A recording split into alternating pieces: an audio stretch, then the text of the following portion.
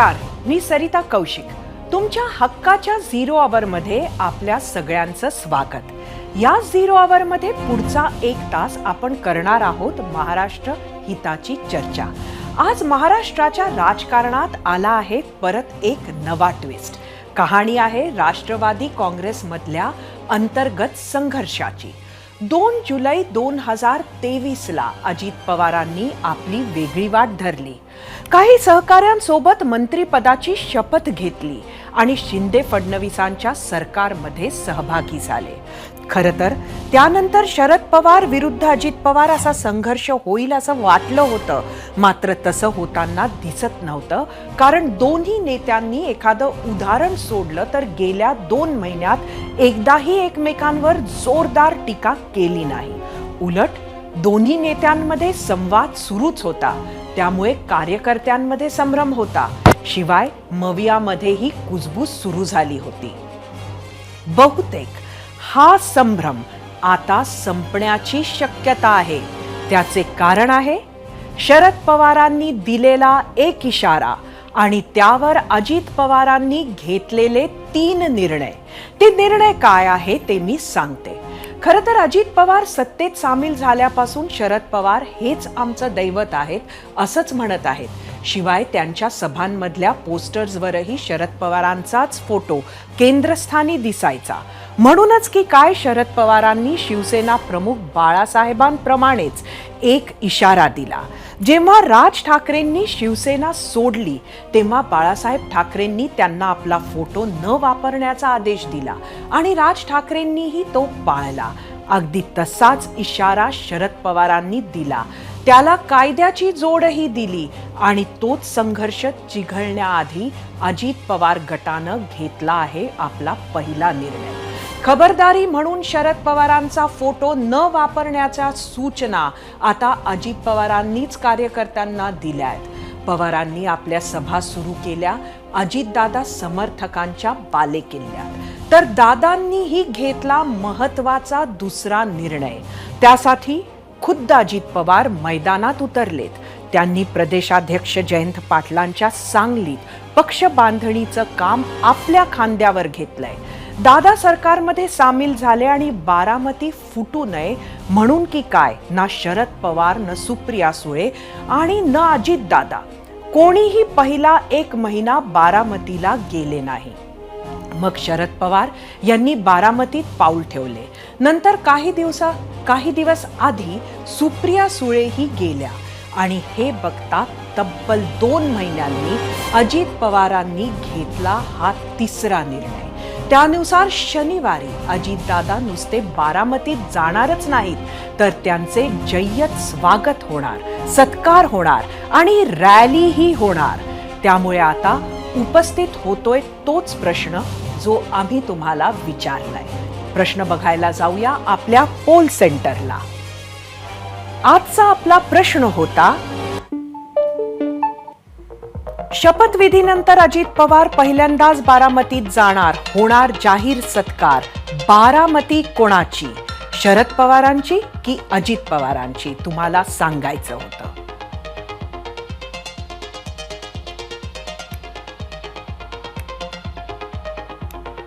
नुकताच अजितदादांच्या बीडच्या सभेचा टीझर प्रसिद्ध करण्यात आला आहे.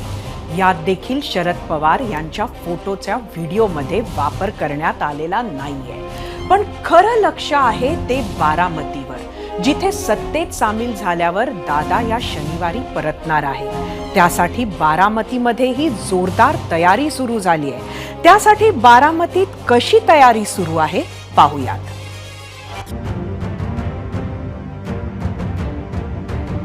काकांचं झालं, आता दादांचं ठरलं. पवारांच्या राजकारणाचा केंद्रबिंदू असलेल्या बारामतीत अजित पवार जाहीर सभा घेणार आहेत. अजित पवारांचा पहिलाच बारामती दौरा असणार आहे. कसब्याच्या कारभारी सरकारला येतील तेव्हा छत्रपती शिवाजी महाराजांच्या पुतळ्याला पुष्पहार अर्पण करतील आणि तिथून मिरवणुकीला सुरुवात होणार आहे. ती मिरवणूक गुणवडी चौक, गांधी चौक, सुभाष चौक आणि भिगवण चौकात येऊन ज्या ठिकाणी आपण उभा आहे या शारदा प्रांगणामध्ये सभा होणार आहे. खऱ्या अर्थाने लोकांच्या मनामध्ये एक उत्साह त्या ठिकाणचित आहे आणि दादा आमचं जे आराध्य दैवत आहे मयुरेश्वराच्या मंदिरामध्ये त्या ठिकाणी दर्शन घेऊन अभिषेक करून या ठिकाणी बारामतीमध्ये त्या ठिकाणी येणार आहेत. अजित पवारांच्या बारामती दौऱ्याची सुरुवात मोरगावच्या गणपतीला अभिषेकानं होईल. त्यानंतर बारामती शहरातून अजित पवारांचा रोड शो असेल. त्याच दरम्यान बारामतीच्या शारदा प्रांगणात अजित पवारांचा जाहीर सत्कार करण्यात येणार आहे. राष्ट्रवादी काँग्रेसमध्ये फूट पडल्यानंतर राज्यभरात अनेक ठिकाणी शरद पवार विरुद्ध अजित पवार असा संघर्ष पाहायला मिळाला. बारामतीत मात्र अद्यापपर्यंत हा संघर्ष दोन्ही गटाकडून टाळण्यात आला आहे. परंतु नागरी सत्काराच्या निमित्तानं अजित पवारांकडून बारामतीत जोरदार शक्ती प्रदर्शन करण्यात येणार आहे आणि ते शरद पवारांना बारामतीच्या मैदानात दिलेलं आव्हान मानलं जाणार आहे. शारदा प्रांगणमध्ये पवार कुटुंबियांनी आतापर्यंत अनेक कार्यक्रम घेतलेत. मात्र शनिवारी होणारा अजित पवारांच्या नागरी सत्काराचा कार्यक्रम म्हणूनच वेगळा ठरणार आहे. आता याच दौऱ्यातून पवार कुटुंबातील फूट बारामतीच्या लोकांसमोर येईल आणि त्यामुळे लोकसभेसह विधानसभा निवडणुकांवरही परिणाम दिसू शकतो. ते आमच्या पक्षाचे एक ज्येष्ठ नेते आणि आमदार आहेत आणि आता त्यांनी पक्षाच्या विरोधात त्यांनी भूमिका घेतलेली आहे. त्याची कंप्लेंट आम्ही स्पीकर साहेबांकडे महाराष्ट्राच्या असेंब्लीमध्ये दिलेली आहे. त्यांच्या उत्तराची आम्ही वाट बघतोय. अजित पवार सत्तेत सामील झाल्यानंतर शरद पवारांनी सभांचा सपाटा लावलाय. हा संघर्ष आता होम ग्राउंडवर दिसण्याची शक्यता आहे. राष्ट्रवादी काँग्रेस हा पक्ष म्हणजे कुटुंब आहे असे या पक्षाचे नेते आधी सांगायचे. आता पक्ष म्हणून फुटलेलो असलो तरी कुटुंब म्हणून आम्ही एकत्र आहोत असे नेते म्हणतायत. आणि म्हणूनच की काय बारामतीमधले पक्षाचे पदाधिकारी एकाच वेळी अजित पवार आणि दुसरीकडे सुप्रिया सुळे या दोघांसोबत दिसत आहेत. त्यामुळे शनिवारचं अजित पवारांचं बारामतीमधलं शक्ती प्रदर्शन वरवर पाहता शरद पवारांना आव्हान वाटत असलं तरी ते खऱ्या अर्थाने कौतुक सोहळा ठरण्याची शक्यता आहे. बारामतीच्या राजकारणाचे हे गहिरे रंग आपल्याला इथून पुढे पाहायला मिळणार आहेत. बारामतीहून जयदीप भगतचा मंदार गोंजारी, ABP माझा, पुणे. त्यामुळे आता बारामतीमध्ये संघर्ष होणार की पवार कुटुंबीय त्यावर तोडगा काढणार हे तर लवकरच कळेल. आता तुम्ही म्हणाल की तोडगा कसा काय, तर त्यासाठी मी तुम्हाला सुप्रिया सुळेंचं आजचंच वक्तव्य ऐकवते. त्यासाठी जाऊयात आपल्या मीडिया सेंटरला. Party has not split at all. आमच्यापैकी काही लोकांनी एक वेगळा निर्णय घेतलेला आहे. त्याच्याबद्दल आम्ही त्यांची कंप्लेंट स्पीकरला केलेली आहे आणि प्रक्रियेमध्ये आम्ही आहोत. राष्ट्रवादी काँग्रेसमध्ये कुठलीही स्प्लिट झालेली नाही. राष्ट्रवादी काँग्रेसचे देशाचे अध्यक्ष आदरणीय पवारसाहेब आहेत आणि महाराष्ट्राचे अध्यक्ष माननीय जयंत पाटील आहेत आणि त्या दोघांच्या नेतृत्वाखाली आम्ही सगळे काम करतो. There is no split in the NCP. Please put this on record. ते आमच्या पक्षाचे एक ज्येष्ठ नेते आणि आमदार आहेत आणि आता त्यांनी पक्षाच्या विरोधात त्यांनी भूमिका घेतलेली आहे.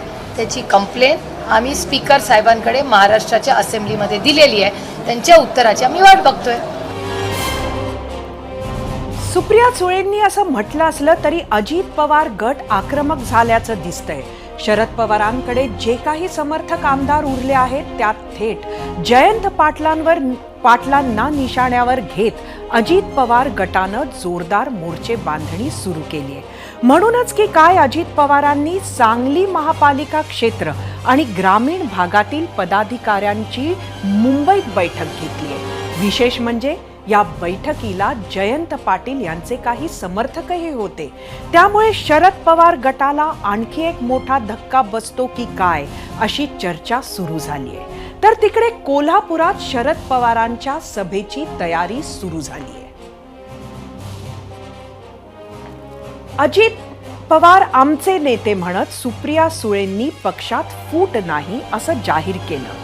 पण त्याच वेळी शरद पवार मात्र मोदी विरोधकांच्या इंडियाच्या बैठकीचं नियोजन करतायत. तर तिकडे अजित पवार बारामती दौऱ्याची तयारी करतायत. त्यामुळे जनता नक्की काय विचार करते हे जाणून घेणं इंटरेस्टिंग ठरेल. त्यासाठी जाऊया आपल्या मीडिया सेंटरला. आजचा आपला प्रश्न होता की शपथविधीनंतर अजित पवार पहिल्यांदाच बारामतीत जाणार. होणार जाहीर सत्कार, बारामती कोणाची? उज्ज्वल कुमार म्हस्के यांनी ट्विटरवर म्हटलंय, शरद पवार असो की अजित पवार, शेवटी बारामती ही कोणत्या तरी पवारांचीच असणार. बाबा सोनारडे यांची युट्यूबवरून प्रतिक्रिया आहे, बारामती सामान्य जनतेची नाही, दुसऱ्या कोणाची? गोकुळ वायाळ यांनी म्हटलंय, बारामती सगळ्या बारामतीकरांची. पहिल्या प्रतिक्रियेचीच हीच भावना होती. आदित्य शिंदे यांनी युट्यूबवर म्हटलंय, शरद पवार साहेबांची जागा कोणी घेऊ शकणार नाही. युट्यूबवरूनच दिलीप देशमुख, बारामती कोणाची हे त्या दोघांनाच ठरवू द्या. रमाकांत यांनी युट्यूबवरून म्हटलंय, बारामती हे आम्हा सर्व बारामतीकरांचीच आहे, मात्र बारामतीला खरी ओळख मिळाली ती शरद पवार साहेबांच्याच मुळे, हेही विसरता कामा नये.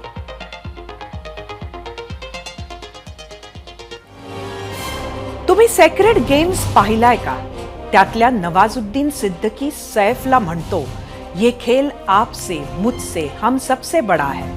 तर सध्या जे काही महाराष्ट्रात आणि प्रामुख्यानं राष्ट्रवादी काँग्रेसमध्ये होतंय त्याचा घटनाक्रम पाहिला तर जनतेला नक्की काय वाटतंय या परिस्थितीबाबत ते सोप्या भाषेत सांगण्यासाठी नवाजचा हाच डायलॉग परफेक्ट ठरेल. राष्ट्रवादी काँग्रेसमधून वक्तव्य ऐकलीत की कोड सुटण्याऐवजी अजूनच जटिल होत जातं आणि म्हणूनच आजच्या स्थितीचं सखोल विश्लेषण करण्यासाठी आपल्यासोबत आहेत ज्येष्ठ राजकीय विश्लेषक अभय देशपांडे. त्यांच्यासोबत चर्चा करण्यासाठी आपण जाऊया आपल्या गेस्ट सेंटरला. अभयजी, आपलं स्वागत आहे झिरो आवरमध्ये. खरं तर एकंदरीत जी परिस्थिती आपण बघतोय त्यात शेवटी अजित पवार आता बारामतीला पोहोचतात आहेत आणि जय्यत अशी तयारी त्यांची सुरू आहे, रॅली करून ते जात आहेत. कसं तुम्ही ह्याचं विश्लेषण कराल? मला वाटतं की राष्ट्रवादीमध्ये खूप पडल्यानंतर सुरुवातीची आतषबाजी होती ती झाली, पण त्यानंतर निश्चितपणे एक समन्वयाचे प्रयत्न सुरू होते आणि एक बहुसंख्य लोकांचा निर्णय पवार साहेबांनीही तो स्वीकारावा या दृष्टीने अजित पवार गटाचे किंवा त्यांच्या बरोबर असणाऱ्या ज्येष्ठ नेत्यांचे प्रयत्न सुरू होते. पण शरद पवार यांनी आपला आयडिओलॉजिकल स्टँडच्या बाबत कुठलीही तडजोड करायला नकार दिल्यानंतर आणि मला वाटतं की परवा जो पुण्यातल्या एका बैठकीत एक शेवटचा प्रयत्न झाला त्याच्यातही कुठला तोडगा न निघाल्यानंतर मला वाटतं की आता निश्चितपणे कुठल्या तरी निर्णायक भूमिकेपर्यंत या दोन्ही बाजूच्या लोकांना यावं लागणार. म्हणजे एकीकडे मगाशी ज्याचा उल्लेख केला तुम्ही ते महाविकास आघाडीतल्या लोकांनाही शंका वाटायला लागली की तुम्ही नातेसंबंध सांभाळता आणि कार्यकर्त्यांनी एक प्रकारची डोकी फोडायची का? अशा पद्धतीने जर राजकारण होणार असेल तर हे चालणार नाही असं स्पष्टपणे भूमिका घेतल्यानंतर मला वाटतं की आता हे निर्णायक टप्प्यावर आलेली आहे. आत्ताच्या परिस्थितीमध्ये समन्वयासाठी आता दोनच मार्ग होते. शरद पवार आयडिओलॉजिकली कुठलीही तडजोड करायला तयार नाहीत. अजित पवार सत्तेत आलेले आहेत, ते काही परत जाण्यासाठी आलेले नाहीत. त्यामुळे आता दुसरा एकच मुख्य प्रश्न तो म्हणजे पक्षावर आपलं वर्चस्व प्रस्थापित करणे. म्हणजे बारामती कोणाची हा प्रश्न आहेच आहे, परंतु मुख्य प्रश्न उद्भवणार आहे तो राष्ट्रवादी कोणाची. कारण सगळी लढाई तिथे सुरू होईल आणि मला वाटतं की राज्यभरामधली पक्षाची बांधणी आणि जो पक्षामध्ये अजूनही लोकांच्या संभ्रम आहे की सगळं ठरवून चाललंय का किंवा हे परत लोक एकत्र येतील का, त्या संदर्भात एक निश्चितपणे भूमिका घेऊन आपल्या बाजूच्या लोकांची बांधणी करण्याच्या दृष्टीने मला वाटतं आता दोन्ही बाजूच्या नेत्यांनी निर्णायक पावलं टाकलेली आहेत आणि त्याची सुरुवात बारामतीपासून होते. करिता तुम्हाला आठवत असेल की ज्यावेळेस अजित पवारांनी त्या औट घटकेच्या सरकारमध्ये पहाटेचा शपथविधी झाला होता, तो शपथविधी झाल्यानंतर बारामतीत एक पोस्टर लागलं होतं मोठं बॅनर की आम्ही मोठ्या साहेबांबरोबर म्हणून. ते पोस्टर लागल्या बाजूला अजितदादा समर्थकांनी दुसरं पोस्टर लावायला सुरुवात केली आणि तो संघर्ष बाहेर येऊ नये म्हणून मूळ पहिलं जे पोस्टर लावलेलं होतं तेच काढण्यात आलं आणि संघर्ष टाळण्यात आला. त्याच पद्धतीने यावेळेस सुद्धा 1.5 महिना जवळपास दोन्ही बाजूचे नेते मंडळी बारामतीत जायचं टाळत होते, परंतु आता ही लढाई वर्चस्वाची आलेली आहे आणि त्यानुसार सुरू झालंय आणि परवा सुनील तटकरेंनी एक अतिशय चांगला शब्द वापरला, ते म्हणजे नवे पर्व अजित पर्व. म्हणजे आता पुढचं राष्ट्रवादीचं नेतृत्व हे अजित पवार असणार आहे आणि तीच मला वाटतं भूमिका घेऊन पूर्ण महाराष्ट्रामध्ये पुढच्या काळामध्ये सगळं कॅम्पेन होईल असं साधारणतः आजचं दिसतंय. आणि त्याच परिक्षेत्रातून मला वाटतं परिपेक्षातून बारामतीच्या या शक्ती प्रदर्शनाकडे किंवा आता बीडमध्ये, येवल्यामध्ये, कोल्हापूरमध्ये जे आता महाराष्ट्रभर होणार आहे त्याच्याकडे बघावं लागेल. खरं तर अभय, एकंदरीत तुम्ही जसं म्हटलं तसं राष्ट्रवादी कोणाची हा टप्पा आता कुठंतरी सुरू झालाय. त्यामुळे नक्की आता आमने सामने ही भूमिका आता हे घेणार. येणारा काळ जो आहे तो तुम्हाला कसा दिसतोय? कारण शिवसेनेमधली फूट जर आपण बघितली तर अगदी सुरुवातीपासूनच गद्दार खोके सुरू होऊन गेलं होतं. मात्र राष्ट्रवादीला त्या दिशेनं जाताना तुम्हाला दिसतंय का राष्ट्रवादी? संघर्ष तर अटळ आहे. कारण असं आहे की शिवसेना आता पुढच्या काळामध्ये महाविकास आघाडीमधून ज्या जागा लढवणार आहे किंवा ज्या जागांसाठी ते आग्रही आहे आणि तिथे उमेदवारांची शोधाशोध सध्याच्या बंडखोर आमदारांविरुद्ध सुरू आहे, ते पाहता बहुतांश मतदारसंघामध्ये बंडखोरांच्या शिवसेना विरुद्ध शिवसेना असा संघर्ष होणार आहे. तीच बाब राष्ट्रवादीच्या बाबतीतही होणार आहे. कारण राष्ट्रवादीचे जे सगळे आमदार आज अजितदादांबरोबर आहेत, तो राष्ट्रवादीचा प्राबल्य असणारा भाग आहे जिथे शरद पवारांचंही अजूनही वर्चस्व निश्चितपणे आहे. हेच भाजपाला हवं होतं का? काय म्हणतात? हेच भाजपाला हवं होतं का? ज्यामुळे भाजपाला सगळ्यात महत्वाची गोष्ट होती, त्यांना ते महाविकास आघाडीचं जे समीकरण जुळलं होतं महाराष्ट्रातलं, जे पोटेंट कॉम्बिनेशन त्यांना खूप लोकसभेच्या दृष्टीने अडचणीचं वाटत होतं. कारण असं आहे की जी मतांची टक्केवारी म्हणजे प्रत्येक वेळेस 3 मताची टक्केवारी रिफ्लेक्ट होते असं नाही, तरी पण या 3 पक्षांचं एकत्र येणं म्हणजे महाविकास म्हणजे भाजपाचं जे एनडीएचं महाराष्ट्रातलं 42चं संख्याबळ आहे त्याच्यात फार मोठा डेंट आला असता. ते त्यांना कुठेतरी बिघडवायचं होतं आणि त्या दृष्टिकोनातून त्यांनी मला वाटतं आणि त्यात ते यशस्वी झाले असं आपल्याला म्हणता येईल. अभय, अगदी शेवटचा प्रश्न मी विचारते की लोकसभेबद्दल आपण बोललात, बारामतीमध्ये सुप्रिया सुळे यांची लोकसभा अजित पवारांच्या समर्थनाशिवाय निघू शकेल का? किंवा एकंदरीतच अजित पवार ज्या पद्धतीनं जिंकतात ते लक्षात घेता काय लोकसभेवर काय परिणाम होऊ शकतो? बारामतीपुरतं बाहेरचा संघर्ष आढळला, पण बारामतीचा एक संघर्ष जरा कंट्रोल्ड कॉन्फ्लिक्ट बनवूया आपण त्या प्रकारचा असू शकतो. कारण असं आहे की मध्यंतरी रोहित पवार यांचे एक स्टेटमेंट आपण बघितलं असेल की बारामतीला अजित पवारांविरुद्ध आम्ही लढणार नाही कोणी, आणि कोणी लढलं तरी तेच निवडून येतील असं ते म्हणाले. आपल्याला ते आठवत असेल की पुढच्या काळामध्ये सुद्धा बारामतीमध्ये साधारणतः लोकसभेच्या वेळेस प्रत्येक वेळेस जी लढाई होती ती शत्रुतापूर्वक होते अशी नाही, अनेकदा मैत्रीपूर्ण लढाया सुद्धा होता. आणि मला वाटतं की लोकसभेला साधारणतः सुप्रिया ताई आणि विधानसभेला अजित पवार असं समीकरण तिथले कार्यकर्ते म्हणा तिथले नक्कीच अत्यंत महत्वाचा हा मुद्दा तुम्ही मांडलात.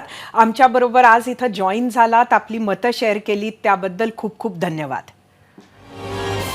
राष्ट्रवादीतला हा गुंता निवडणुका लागल्यानंतर तर आणखी वाढतच जाणार हेही तितकंच खरंय. मात्र अभय देशपांडे म्हणाले त्या पद्धतीनं खास बारामतीची लढत मात्र होऊ शकते.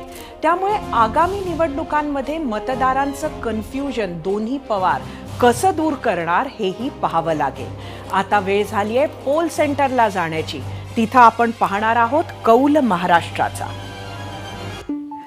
आजचा आपला प्रश्न होता, शपथविधीनंतर अजित पवार पहिल्यांदाच बारामतीत जाणार, होणार जाहीर सत्कार, बारामती कोणाची? शरद पवारांची म्हणणारे 72% तर 28% म्हणत आहेत अजित पवारांची. हा ट्विटरवरचा पोल आहे. यूट्यूबवर एकूण 37,000 मतं आहेत. 83% लोकांनी म्हटलंय शरद पवार, फक्त 17% लोकांचं म्हणणं आहे अजित पवार.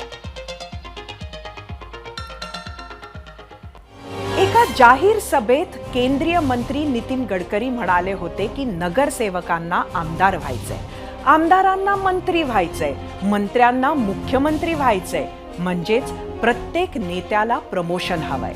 गडकरींनी केलेलं वक्तव्य आणि पार्श्वभूमी जरा वेगळी होती. मात्र कोणत्याही नेत्याला राजकीय महत्वाकांक्षा असतातच. हेच महाराष्ट्रानं वेळोवेळी पाहिलंय. अजित पवारांनी मुख्यमंत्री पदाची महत्वाकांक्षा त्यांच्या पहिल्याच सभेत बोलून दाखवली होती. त्यावर सुप्रिया सुळेंनी 0 आवरमध्येच भाष्यही केलं होतं. त्यातच आता अजित पवारांचा बारामती दौरा, शरद पवारांचा कोल्हापूर दौरा, रोहित पवारांचे अजित पवार गटावरचे आरोप आणि सुप्रिया सुळेचं दादा नेते म्हणत केलेलं वक्तव्य, सगळं पाहिलं तर बारामतीत ह्याचे उत्तर मिळेल का हे शनिवारीच कळेल.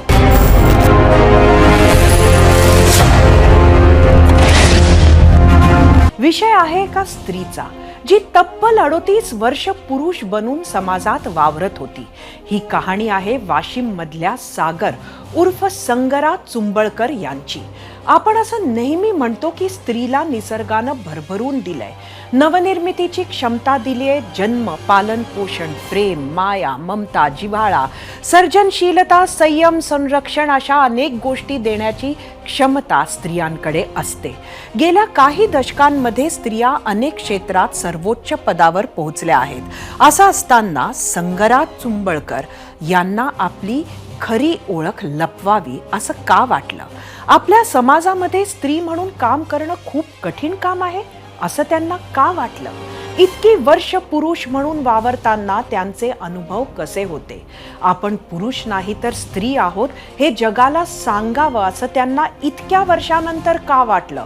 असे अनेक प्रश्न आपल्या मनात असतील. आम्ही सुद्धा याच विषयावर एक प्रश्न सकाळी तुम्हाला विचारला होता. तो बघूया आपल्या पोल सेंटरला जाऊ. आजचा आपला प्रश्न होता, वाशिमची मुलगी 38 वर्ष पुरुष म्हणून वावरली. समाजात वावरताना अजूनही स्त्रीपेक्षा पुरुष असणं सोयीस्कर वाटतं का? तुम्हाला सांगायचं होतं होय किंवा नाही.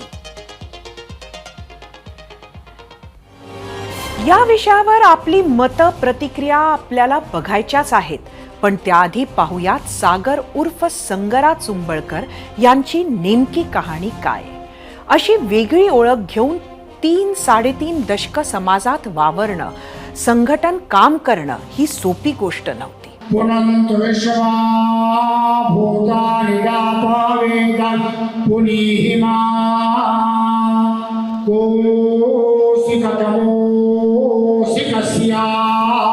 वाशिमच्या सागर चुंबळकरचा हा प्रायश्चित्त यज्ञ.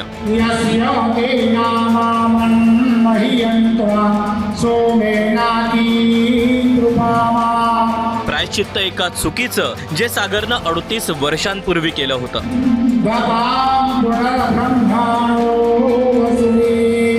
कारण सागर हा सागर नव्हता, तर ती होती संगरा. आजपर्यंत आपण पुरुष समजत होतो, तो पुरुषार्थी आहेच, परंतु त्याचं मूळ जीवन हे स्त्री जीवन आहे हे कदाचित कोणाला माहीत नसेल. हा प्रकार काय होता हे जाणून घेण्यासाठी थोडं मागे जावं लागेल.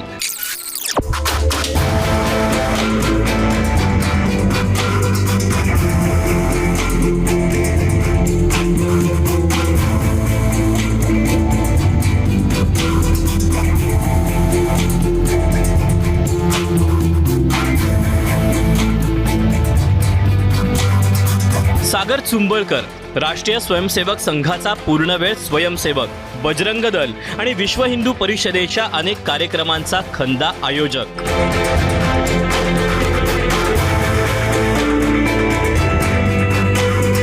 हाच तरुण तडफदार खंदा कार्यकर्ती असल्याचं समोर आलं आणि भोवतालच्या सगळ्यांनाच आश्चर्याचा धक्का बसला. लहानपणापासून मला मुलासारखेच संस्कार माझ्यावर पडले आणि शाळेमध्ये बी मुलगा म्हणूनच मी वागले. मला काही समाजकार्य, देशकार्य करायचे होते. त्याच्यामुळं काही मुलगी म्हणून जर मी ते पहिले जर मी हे केलं असतं तर मला काही अडचणी आल्या असत्या. त्यानंतर काही बंधनं असतात मुलींना की घराच्या बाहेर वगैरे निघता येत नाही. त्याच्यामुळं एक मुलगा म्हणूनच मी आत्तापर्यंत सगळे माझे जे कार्य जे केले हे मुलगा म्हणूनच मी आत्तापर्यंत समाजामध्ये केले. म्हणजे केवळ मुलींना असणारी बंधनं टाळण्यासाठी सागरनं हा निर्णय घेतला. आपण जन्मानं स्त्री आहोत हे सागरनं समाजापासून महत् प्रयासानं लपवलं होतं. सागर मोठा होत होता. पण काळाप्रमाणे शरीरही बदलत होतं. आम्ही हे गोष्ट म्हणजे त्याचा होतो तो म्हणत होता की मी जर मुलगी म्हणून मला देश कार्य करता येणार नाही, तर त्याच्यासाठी मला मुलगा बनूनच हे कार्य मी करू शकल. तर तुमचा बी सगळ्यांचा पाठिंबा असल्याशिवाय मी हे करू शकणार नाही आहे. म्हणजे तुम्ही पाठिंबा दिला मुलगी न बनता मुलगा म्हणून राहण्यासाठी, म्हणून हे सगळं झालं. घरच्यांनीही सागरला मूळ रूपात परतण्याचे सल्ले दिले, पण सागर आपल्या राष्ट्रकार्यात मग्न होता. पण काही दिवसांपूर्वी सागरचं मनपरिवर्तन झालंच. शास्त्रामध्ये तुला एक पर्याय आहे. तू जे कार्य केले त्याच्याबद्दल त्यांना पण सगळी झाली होती, माहिती मिळाली होती. त्यांना सांगितलं की शास्त्रामध्ये त्याला पर्याय आहे आणि आता तू मोकळ्या मनानं तुझं आयुष्य जगायचं आणि इथून पुढं तुझं जे मूळ रूप आहे त्या मूळ रूपातच तुला कार्य करायचे आणि मोकळ्या मनानं तुझं आयुष्य जगायचं. त्याच्यासाठी आपण एक प्रायश्चित्तचा याग वगैरे करून तुझं नवीन नामकरणसुद्धा आपण करू. काय नाव झालं? माझं नाव सागर पुरीचं होतं. आता माझं नाव जितेंद्रनाथ महाराजांना नामकरण करून संगरा म्हणून माझं नाव ठेवलं.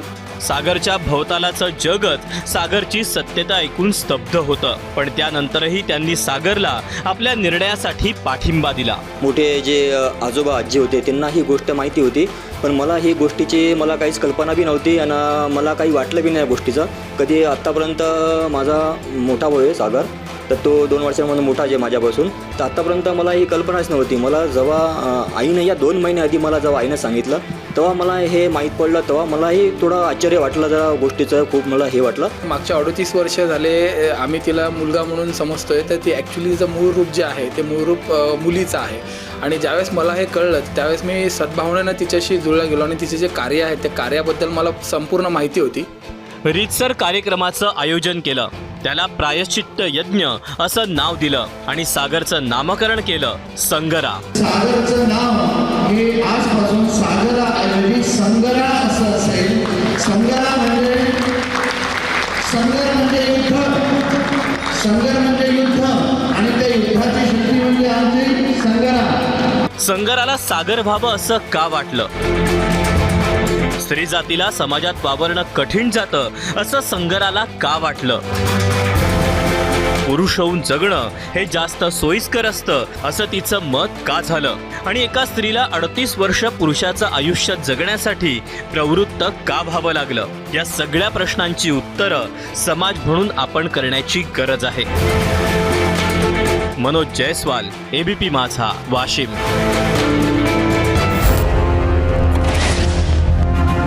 याच विषयावर आपण सकाळी YouTube, ट्विटर, इंस्टाग्राम, फेसबुकवर प्रश्न विचारला होता. त्याला तुम्ही दिलेल्या प्रतिक्रियांपैकी काही निवडक प्रतिक्रिया पाहूयात. जाऊया आपल्या मीडिया सेंटरला.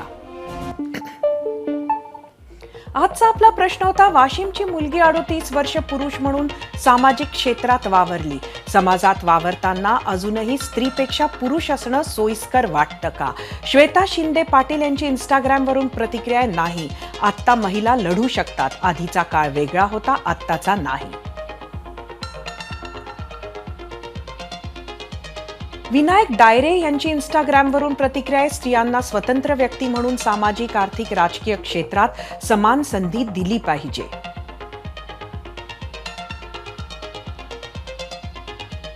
सुवर्णा हुबेकर यांचं म्हणणं आहे की असं वावरणं सेफ आहे म्हणून. इंस्टाग्रामवरूनच उज्ज्वल कुमार म्हस्के यांचं म्हणणं आहे, स्त्रियांवर जास्त बंधने तर पुरुषांना सर्वत्र स्वैरसंचार, यामुळे स्त्रियांचा मानसिक कोंडमारा होतो. शोभा औटी यांचं म्हणणं आहे, स्त्री कितीही हुशार असली तरी पुरुष प्रधान संस्कृती आहे अजून. समाजासाठी स्त्री पुरुष दोन्ही महत्वाचे. मेघा म्हस्के, आजकाल स्त्रियांनी पुरुषांसारखे राहण्याची फॅशन झाली आहे.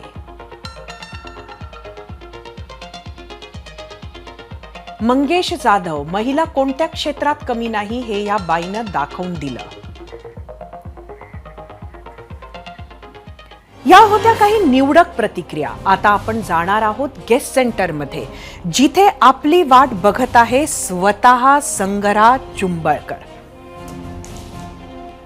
संगरा, आपलं स्वागत आहे ABP माझाच्या 0 आवरमध्ये. खरं तर आपण इतकी वर्ष समाजामध्ये वावरला आहेत आणि आपण इतकं सामाजिक काम केलेलं आहे. आजही आता तुम्हाला वाटतं का की स्त्रियांना समाजकार्यात अडचण आहे?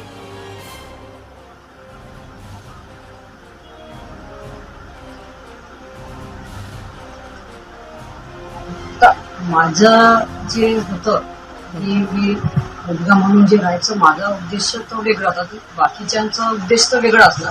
मला काही देशकार्य करायचे होते आणि त्याच्यामुळे मी हा निर्णय, आणि मुलगी म्हणून मला ते करता आले नसते.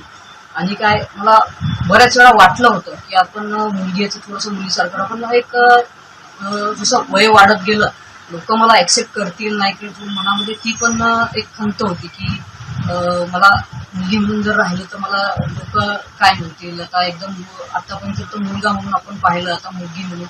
त्याच्यामुळं मी माझा निर्णय हे मुलगा म्हणून हे करूनच मी आतापर्यंत माझं जीवन जगलं आणि सगळे आतापर्यंत मी जे कार्य समाजापुढे मी केले.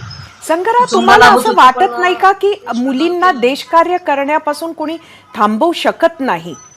आज हे कठीण वाटतं का तुम्हाला?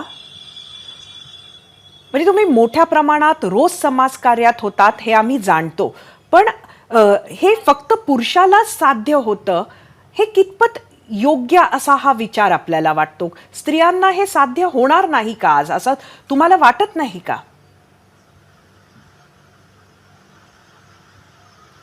नाही, आता मी तर इथून पुढे तर स्त्री म्हणूनच काम करणार आहे. पण आता अगोदरची कंडिशन वेगळी होती की मी मुलगा म्हणून हे केलं तर मग एकदमच मला मुलगी म्हणून हे करणं थोडंसं मला एक कम्फर्टेबल नव्हतं वाटलं. पण आता मला मार्गदर्शन मिळाल्यामुळं मी आता मुलगी म्हणूनच आता ते देशकार्य मी करणार आहे. असं पुरुषच करणार असं काही नाही की एक महिला पण सक्षम म्हणून काम करू शकते आणि मी ते करणार. नक्कीच. खरं तर येणाऱ्या काळात तुम्हाला कुठली कामं करायची आहेत आणि तुम्हाला समोर या बदलानंतर काही अडचणी दिसतात आहेत का? स्वतः मानसिक अडचणी, इतर अडचणी, समाजात वावरताना अडचणी काही समोर दिसतंय का? नाही, असं तर कधी मला असं जाणवलं नाही. इतक्या दिवस आता जेव्हा मी माझी ओळख जाहीर केली मला कधी कोणी असं नेमकंच सहकार्य सगळ्यांचं मिळालं आणि तुझ्याबद्दल आमचं अजून आदर पण वाढला असं त्यांना जेव्हा कळलं की मुलगी आहे सागर. आताबद्दल मला कार्यामुळेच मला सगळे ओळखत होते, त्याच्यामुळं एक आदर त्यांच्यापुढे अजून वाढला. आणि इथून पुढं मी जे आता कार्य करेन विश्व मांगल्यासाठी मी आता सभेसाठी मी कार्य करणार आहे, पूर्ण वेळ काम करणार आहे. आणि विश्व मांगल्याचं मेडिकल मिशन आहे, त्या मेडिकल मिशनसाठी आता मी पूर्ण काम करतो. धन्यवाद संगरा आमच्याशी संवाद साधल्याबद्दल. खरं तर संगरा यांना असं वाटावं की पुरुष असल्यावरच ते देशसेवा करू शकत होता, तो विचार आज त्यांनी सोडला. या सगळ्या स्त्रियांसाठी खरं तर हे महत्त्वाचं आहे, कारण आज नक्कीच हे समानतेच्या वाटेवर स्त्री आणि पुरुष चालत आहेत आणि त्यामुळं ज्याला हे काम करायचंय त्याला अडचण नको. या विषयावर आम्ही सकाळी विचारलेल्या प्रश्नावर तुम्ही काय कौल दिला आहे ते पाहूयात. जाऊयात आपल्या पोल सेंटरला. आजचा आपला प्रश्न होता,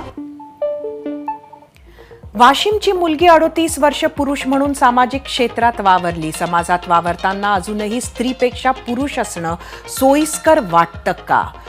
एकूण 12,000 मतं यूट्यूबवर होती. 85% लोकांचं म्हणणं आहे होय, फक्त 15% लोकांचं म्हणणं आहे नाही. हाच प्रश्न आपण ट्विटरवर विचारला होता. 74% लोकांचं म्हणणं आहे होय, फक्त 26% लोकांचं म्हणणं आहे नाही. भारतीय संस्कृतीत एक काळ असा होता जेव्हा मातृसत्ताक पद्धती होती. स्त्रियांना कुटुंबात, समाजात मुख्य स्थान होतं. नंतर एक काळ असा होता ज्यात स्त्रियांना समाजात समान स्थान होतं. विविध कारणांमुळे ते चित्र हळूहळू बदलत गेलं. स्त्रियांच्या वाट्याला कधी दुय्यम स्थान आलं हे कळलंही नाही. मात्र प्रतिकूल वातावरणात सुद्धा अनेक स्त्रिया अशा आहेत ज्यांनी आपापल्या क्षेत्रात भरीव योगदान दिलं. अगदी देशसेवाही मोठ्या प्रमाणात केली. स्वातंत्र्याचा लढा असो की समाजसेवा, अंतराळ मोहीम असो की बँकिंग क्षेत्र, राजकारण असो की उद्योग क्षेत्र, सगळीकडे महत्त्वाच्या जबाबदाऱ्या स्त्रिया समर्थपणे सांभाळत होत्या आहेत.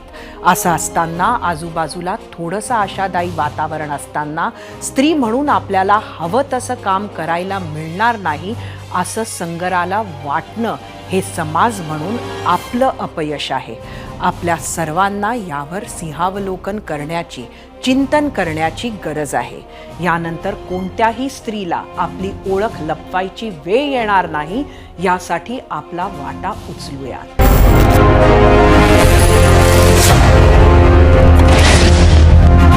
बातमी बुद्धिबळ विश्वचषक स्पर्धेची.